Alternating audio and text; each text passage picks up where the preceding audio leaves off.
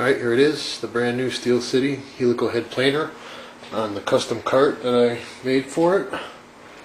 As you can see, it's exactly the same as the rigid, only it's a different color. Obviously it's got the Steel City logo on it and it's got the helical head, but other than that it's identical to the rigid. Same switches, depth of cut, stock thickness. It's got the cutter head lock, repeatable depth depth stop, and same exact dust collection setup.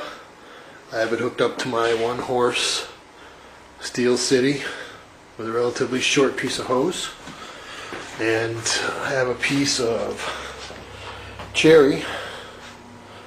Unfortunately, I don't have anything rough, so I can't demo it with a piece of rough. So it's about a 15/16 thickness piece of cherry. So first what I'll do is I'll run it for a few seconds with just a dust collector so you can get an idea how loud it is.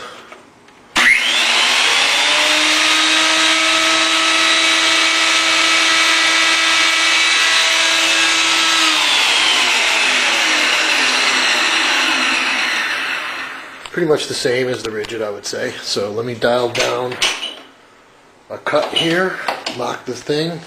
I'm going to start up my dust collector. And here we go.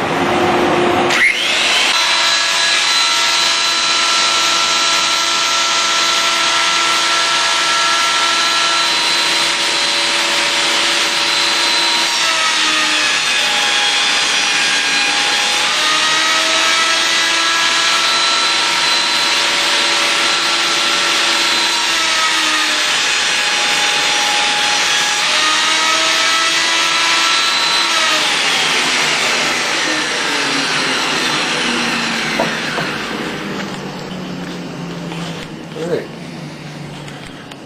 I was operating it without any hearing protection, and it wasn't, I mean, it was, if I was going to plane a lot of lumber, I'd obviously want to put some muffs on, but it wasn't so loud where my ears were hurting.